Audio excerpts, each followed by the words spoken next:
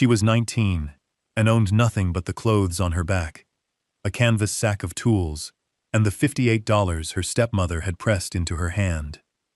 With that money, she bought a worthless patch of desert in a place called Dry Fork, a claim abandoned decades ago.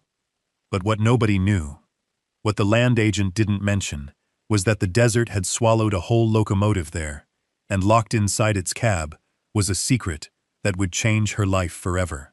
Settle in close, and let us know in the comments where you're watching from tonight. This is the story of Adeline Burke and the engine in the sand. Adeline's father had been a watchmaker, a man who believed the world was a series of intricate, interlocking movements, and that a person's worth was measured in their patience and the steadiness of their hands. He had taught her to see the beauty in a well-seated gear and the integrity of a true line. He died of a fever when she was 12, and the world he had so carefully assembled for her fell silent. Her stepmother, Eleanor, a woman who had married for security and found only the modest inheritance of a tradesman, saw Adeline not as a daughter, but as a ledger entry that refused to balance. Eleanor valued smooth surfaces and quiet rooms, and Adeline, with her grease-stained fingers and thoughtful silences, was a disruption. The true center of Adeline's world had been Silas Croft, the retired railroad engineer who lived next door. He was a widower, with hands as broad and calloused as iron plates, and he saw in Adeline the same love for machinery that had governed his own life. While other girls were learning needlepoint, Silas was teaching Adeline the anatomy of a steam engine. He taught her the difference between the hiss of a healthy boiler and the whisper of a leaking valve. He taught her how to true a piston rod, how to pack a gland, how to read the language of soot and steam. His workshop was a sanctuary of ordered metal, smelling of coal smoke, hot oil, and the sweet, sharp scent of grinding steel. He never spoke down to her, never treated her curiosity as a childish phase. He spoke to her as a peer, an apprentice in a sacred craft. For her 16th birthday, he gave her a box wrench, forged by his own hands. It was not a store-bought tool. It was perfectly balanced, the steel tempered to a deep, blue-black, with her initial, O, stamped into the head. "A good tool feels like part of your own hand," he'd said, his voice a low rumble. "It doesn't fight you, it knows the work." Silas passed 2 years later, a quiet departure in his sleep, and with him went the last of Adeline's anchors. She kept the wrench wrapped in an oilcloth, a tangible piece of the only person who had ever truly seen her. The day Adeline turned 19, Eleanor called her into the parlor. The room was already barer than usual, the good china packed away in wooden crates. Eleanor sat in a straight-backed chair, her hands folded in her lap, her expression as smooth and unreadable as polished stone. She did not ask Adeline to sit. "The house is sold," she said, her voice even and without inflection. "The papers were signed this morning. I will be moving to my sister's, in the city." There was no room for discussion. It was a statement of fact, an administrative decree. Adeline stood by the door, her hands loose at her sides, and simply nodded. She felt no shock, only the dull, heavy certainty of something long expected finally arriving. Eleanor gestured to a small envelope on the mantelpiece. "Your father left a small provision for you. After settling his debts and the cost of the sale, this is what remains. It is $58. The amount was an insult, a pittance scraped from the sale of a lifetime of her father's careful work, but Adeline knew better than to argue. Arguing with Eleanor was like arguing with a closed door. She took the envelope without a word. "You will need to be gone by morning," Eleanor added, her gaze fixed on a point just past Adeline's shoulder. Adeline went to her small room and began to pack. She did not weep. Tears were a currency Eleanor did not trade in. She folded the few sets of clothes she owned, sturdy trousers and shirts, most of them her father's, which she had painstakingly re-sewn to fit her own slender frame. She gathered her tools, laying them carefully on a square of canvas, calipers, files, a set of smaller wrenches, and a heavy ball-peen hammer. Finally, she unwrapped Silas's box wrench, its dark steel cool and solid in her palm. She placed it in the very center of the roll. She had a small rucksack and the canvas tool roll. That was all. She slept on the floor that night, her bed already dismantled and sold. In the morning, the house was silent. Eleanor was gone. Adeline walked out the front door and did not look back. The $58, a small, stiff rectangle in her pocket. It was not an ending. It was a pressure, a force, compelling her forward into a life that was now entirely her own. The journey west was a lesson in dust and distance. Adeline bought a ticket for the train, the cheapest seat in the last car, and for 3 days she watched the world transform through the grimy window. The rolling green hills of her home flattened into plains. The trees grew sparse and huddled close to unseen water, and the sky grew vast and pale.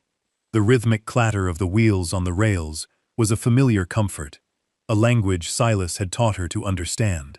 She could hear the labor of the engine, the steady chuff of the pistons, the metallic sigh of the brakes. At night, she did not sleep in her seat, but curled up on the floor between the benches, her tool roll a pillow beneath her head, preferring the solid vibration of the floorboards to the swaying uncertainty of the carriage. She ate sparingly, making the bread and dried apples she had bought last, and she spoke to no one. Her silence was a shield, a way of holding herself intact against the press of the world. At the end of the line, she found a freight wagon heading further into the territory, paying the driver $2 to ride atop a load of crated goods. The transition from the iron certainty of the rails to the lurching, swaying progress of the wagon was jarring. Here, the world was no longer a blur framed by a window, but an immediate, sensory press. The sun was a physical weight, relentless and white-hot. The air was thin and carried the scent of dust, creosote, and something ancient and dry. The driver, a man named Henderson, with a face like cracked leather, pointed out landmarks with a flick of his chin. "That's the Salt Flat," he'd grunted, gesturing to a shimmering expanse of white. "Nothing lives there." Adeline looked and saw not emptiness, but a landscape of subtle gradations, of light and shadow, of a beauty so stark it was almost painful. She saw the way the wind carved patterns in the sand, and the way a lone, twisted juniper clung to a rocky outcrop, a testament to a fierce and stubborn life.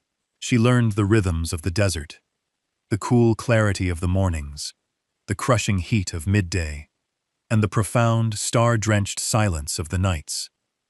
When they finally rolled into the outpost of Dry Fork, it felt less like an arrival and more like a surrender to the scale of the land. Dry Fork was little more than a dozen wooden buildings bleached to the color of bone, all huddled together as if for comfort against the immense, empty landscape. There was a general store, a blacksmith, a saloon, and a small office with a faded sign that read, "Territorial Land and Claim." Adeline walked into the office, the bell above the door jangling weakly.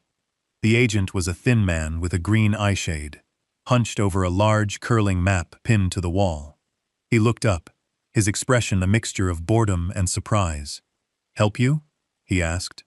Adeline placed her hands on the counter. "I'm looking to buy a claim." He gestured to the map, which was dotted with small, square parcels, most of them marked with an X in pencil.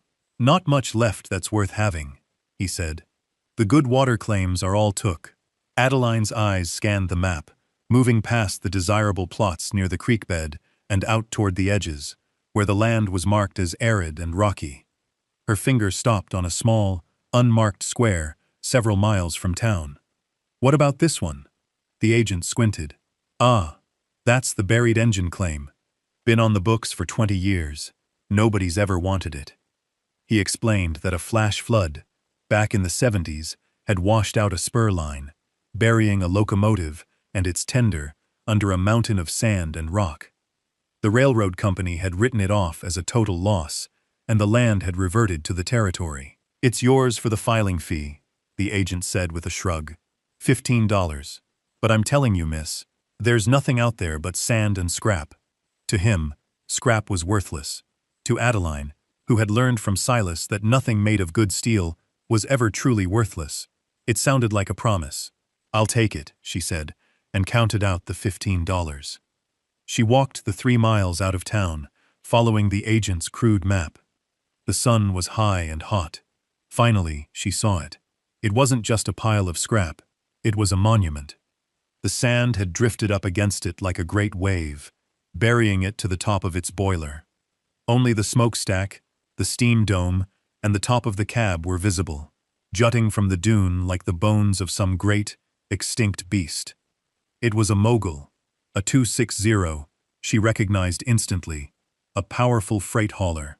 The visible steel was scoured by wind and sand, the paint long gone, replaced by a deep, uniform coat of rust that glowed orange in the afternoon sun. The glass in the cab windows was shattered, but the iron body, the great, solid mass of it, seemed intact, a thing of immense and patient strength. Adeline walked around the perimeter of her new property, her boots sinking into the soft sand. She laid a hand on the hot steel of the smokestack. It was real. It was hers. She felt a profound sense of rightness, a feeling of having arrived at the one place in the world that was waiting for her. The work was a kind of prayer, a conversation with the desert, carried out in the language of shovel and steel. Adeline began at dawn each day, before the sun had baked the air to a shimmer, and worked until the heat forced her to seek the sliver of shade cast by the buried engine. She had bought a sturdy shovel and a pickaxe in town, and her first task was to uncover the cab. The sand was heavy and dense, packed hard by years of wind and weather, and each shovelful was a victory. Her hands, already calloused from her time with Silas, blistered and then hardened into tough leather. Sweat slicked her hair to her forehead and stung her eyes, and the silence was broken only by the scrape of her shovel and her own steady breathing. Days bled into one another, measured not by a clock, but by the slow, incremental revealing of the locomotive. First, the roof of the cab emerged, then the tops of the windows, and finally, the running board and the high, spoked driving wheels. She was not just moving sand, she was excavating a history, peeling back the layers of time that had entombed this magnificent machine. After a week of relentless labor, the entire right side of the cab was free. The door, however, was jammed shut, its iron hinges fused by rust, the frame warped by the pressure of the earth. She spent a full day working on it, dripping precious oil into the seams, tapping at the hinges with her hammer, trying to coax the frozen metal into movement. Finally, she brought out Silas's wrench. She fitted it over the large bolt on the lower hinge, a bolt no other tool she had could grip. She wrapped a cloth around the handle for leverage, set her feet, and pulled. The metal groaned, a deep, protesting shriek that vibrated through the wrench and up her arms. She pulled again, putting her entire body into the effort, her muscles screaming. With a sudden, sharp crack, the rust gave way. The door shuddered open a few inches, releasing a puff of dry, ancient air. She used a crowbar to pry it the rest of the way. The interior was a solid wall of sand that had poured in through the broken windows.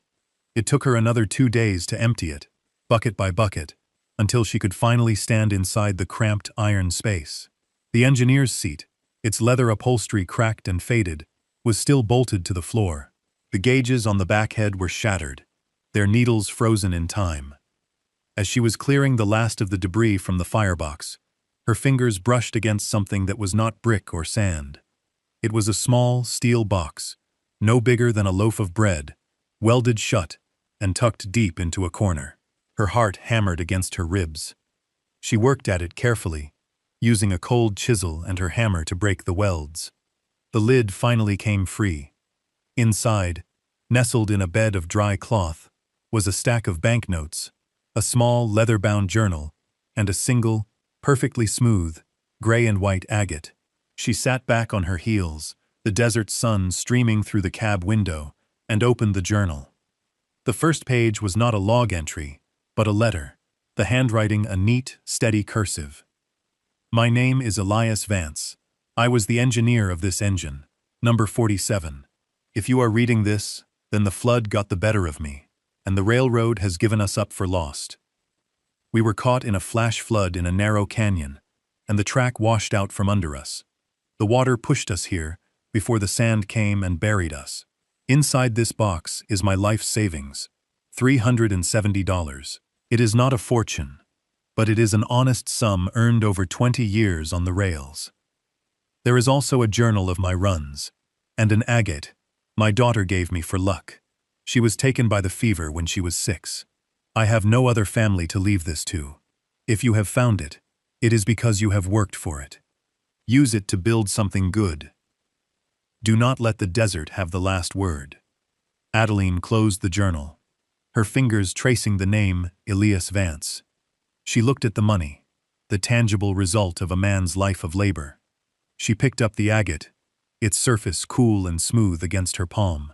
In the silence of the cab, surrounded by the great, sleeping machine, she felt a profound connection to this stranger, this fellow traveler who had left a map for the future in the heart of his engine.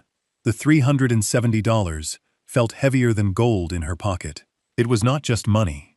It was a trust, a responsibility passed from one pair of working hands to another.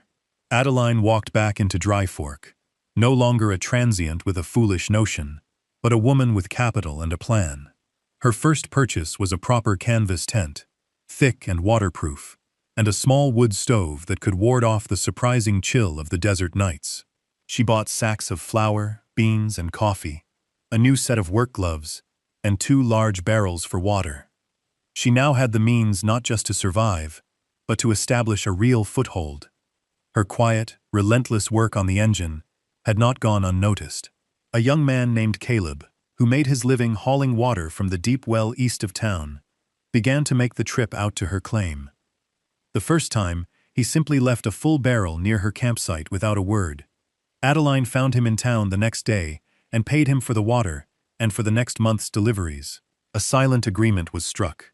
Every Tuesday morning, Caleb's wagon would appear on the horizon, and he would exchange her empty barrel for a full one, sometimes leaving a small parcel from the general store, a newspaper, or a piece of salted meat, a quiet gesture of connection. The town blacksmith, Jedediah Croft, a man in his 60s with a wild gray beard and arms corded with muscle, eventually rode his horse out to see the engine for himself. He circled the excavated locomotive, his expert eye taking in the state of the boiler, the frame, the driving rods. He looked at the work Adeline had done. The neat piles of sand, the carefully organized salvageable parts. He looked at her hands. "You know your way around steel," he said. It was the highest compliment he could give. Adeline told him about her plans to salvage the boiler plates and the brass fittings. "You'll need a hotter forge than you can manage in a campfire," he said, "and tools you don't have." He made her an offer. She could use his forge in the evenings, after his own work was done, and he would help her craft the specialized cutters and pullers she needed. In return, she would give him a share of the high-quality steel she recovered. They shook on it, their hands calloused and capable, sealing a partnership built on mutual respect for the craft. Marta, the woman who ran the general store, began to greet Adeline by name, extending her a line of credit without being asked. "Pay me when you can," she said, her smile warm. "A woman working that hard deserves a bit of trust." The community was not built with declarations, but with these small, practical acts of support. It was a chain of work and worth, each person contributing their skill, water, iron, credit, food, and in doing so, they were helping Adeline rebuild, not just a machine, but a life. Slowly, Adeline's claim transformed from a desolate patch of sand into a place of purpose. The locomotive, once a tomb, became the heart of her world. It was her workshop, her quarry, and her fortress against the wind. People in Dry Fork no longer called it the buried engine claim. They called it Addie's engine. It had become a landmark, a testament to her singular vision and tireless labor. With Jedediah's help, she had learned to cut rivets and free the heavy sheets of boilerplate. She salvaged brass valves, copper piping, and cast iron fittings, all of which had value. She traded the raw materials with Jedediah for finished goods, sturdy hinges and latches for a permanent shelter, a custom-made set of tools, and even a small, efficient cook stove forged from the very steel she had recovered. Using salvaged railroad ties for a foundation and heavy timbers for the frame, she built a small, one-room shack, nestled in the protective lee of the engine's massive boiler. The walls were made of plate steel, riveted together, and the roof was fashioned from the curved top of the tender. It was not a pretty home, but it was solid, weatherproof, and entirely her own. Inside, it was a space of simple order. A cot stood in one corner, a small table and chair in another. Her tools were hung in neat rows on the wall, and the small stove radiated a steady warmth against the cold desert nights. Her days fell into a comfortable rhythm. Mornings were for the hard, physical work of salvage. Afternoons were for sorting and cleaning her finds, or for reading from Elias Vance's journal. She read his accounts of hauling freight through mountain passes in winter, of battling snowdrifts and frozen switches, and of the simple pleasure of a hot meal at the end of a long run. He wrote about his daughter, about the small, smooth stone she had found in a riverbed and given to him. Through his plain, honest words, he became a living presence, a silent mentor, sharing the wisdom of his years. In the evenings, she would often walk into town to work at Jedediah's forge, the ringing of her hammer on steel, a familiar song in the quiet streets of Dry Fork. She was no longer an outsider. She was a fixture, a part of the town's small, interlocking community. She was Adeline Burke, the girl who was digging up a train, the woman who could make dead iron useful again. The sun was setting, painting the western sky in strokes of deep orange and violet, the colors bleeding into the vast, dusty blue above. Adeline sat on the heavy steel running board of the mogul, the metal still holding the day's warmth. The desert air was cooling rapidly, carrying the clean, sharp scent of sage and dry earth. Behind her, a warm yellow light glowed from the single window of the small, sturdy shack she had built, a beacon of her own making in the immense twilight. The locomotive was fully excavated now, a great, dark leviathan resting in a crater of sand, its rust-colored flanks looking less like decay and more like the hide of some ancient, patient creature. She had finished her work for the day and was performing the final ritual, cleaning her tools. She wiped each one with an oiled rag, feeling the familiar weight and balance, checking the edges and surfaces for wear. This was a habit Silas had instilled in her, a sign of respect for the tools and for the work they enabled. She took up the custom-made box wrench, his gift, and ran her thumb over the small, stamped A. It felt like an extension of her own hand, a conduit for the knowledge and care he had passed down to her. She set it carefully on the running board beside her. From her pocket, she took out the small, smooth agate left by Elias Vance. She rolled it between her palms, its polished surface a cool, comforting weight. Two objects from two good men, strangers to each other, both of whom had lived by the integrity of their work. Silas had taught her how to build. Elias had given her the means to begin. She thought of Eleanor, her stepmother, not with the sharp edge of anger anymore, but with a quiet, distant sorrow. Eleanor had looked at Adeline's father's life, at his workshop full of intricate tools and half-finished timepieces, and had seen only assets to be liquidated. She had looked at Adeline and seen only a liability. She could never have understood that the truest inheritance wasn't money, but skill, not a house, but the knowledge of how to build one. Adeline Burke was 19 years old and had been cast out with $58 to her name. She had spent 15 of it on a piece of land everyone said was worthless, a claim defined by a wreck. It was the best $15 she had ever spent. She had found a home, not in a house, but in a purpose. The desert had not taken the locomotive. It had merely been keeping it safe for her. The silence of the vast landscape was no longer a sign of emptiness, but of peace. She had learned to listen to it, to understand its subtle language. She had taken what was abandoned and given it new life, and in doing so, had forged a new life for herself. The engine, the shack, the tools, the quiet respect of her neighbors. This was her inheritance, earned with her own two hands. It was more than enough. Thank you for joining us for Adeline's story. If her journey of resilience and reclamation moved you, consider subscribing and sharing this story with someone who appreciates the quiet strength of the human spirit. We leave you with this thought. What have you found of value in a place others have overlooked? Let us know in the comments below. We'll see you again next time.